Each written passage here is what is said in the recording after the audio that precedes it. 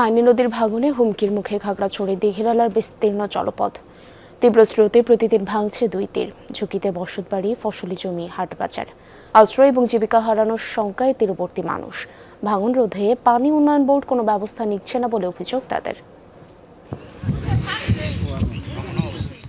দীঘিনালার বাবুছড়া, বোয়ালখালী, কবাখালী ও মেরুং ইউনিয়নের উপর দিয়ে বয়ে যাওয়া মাইনী নদী মিশেছে কাপ্তাই হ্রদে। বর্ষায় পানি ও স্রোত বাড়ায় ভাঙছে নদীর 2 তীর, বিলীন হচ্ছে ফসলি জমি। ঝুঁকিতে তীরবর্তী বসত ঘর, বাজার। গত বছরের পানি ভেঙে গেছিল অর্ধেকটার পরে, যে কোনো রকম ওই ভাঙ্গাচুরা দিয়া পরে ঠিক করছি। নদীর পারে ফাঁসে বাড়িগুলো বিলীন হয়ে যাবার সম্ভাবনা। একটু পানি যদি নদীতে আসে আমরা চলাফেরা করতে অনেক অসুবিধা। 27 টাকা জমি চলে গেছে, এখন যাইতে যাইতে বাড়ি ঘরের কানিত গেছে গা। বসত বিটাতে থাকার মতো পরিস্থিতি থাকবে বলে মনে হয় না। মাইনী নদী তীরে উর্বর জমিতে ধান, শাকসবজি ও ফসলের চাষাবাদ হয়। নদী ভাঙনে জীবিকা হারানোর শঙ্কায় কৃষকরা। ভাঙনপ্রবণ অংশ চিহ্নিত করে প্রতিরক্ষা ব্যবস্থা গ্রহণের দাবি তাদের।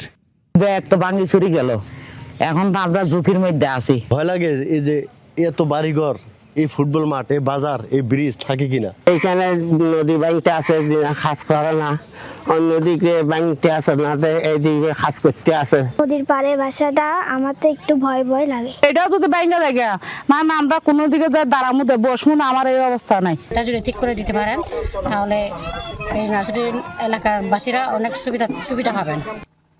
তীররক্ষা প্রকল্পের জন্য পানি উন্নয়ন বোর্ডকে অবহিত করেও সুফল মেলেনি বলছেন স্থানীয় জনপ্রতিনিধিরা। বর্ষা আসলে তাদের নদী ভাঙনের ফলে পুরো বাজারটাই চলে যাচ্ছে। তো সেক্ষেত্রে আমরা এই বিগত 2023 সাল থেকে আমরা পানি উন্নয়ন বোর্ডের সাথে যোগাযোগ করতেছি। নদী ভাঙন রোধে বরাদ্দ চাওয়া হয়েছে বলে দাবি এই কর্মকর্তার।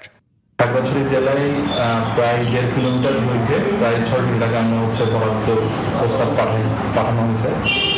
বরাদ্দটা আসলে আমরা আশা করছি 2026 সালের অর্থ বছরের মধ্যে কাজগুলো সুষ্ঠুভাবে বাস্তবায়ন করা সম্ভব। জুবাইর রিফাত, যমুনা নিউজ।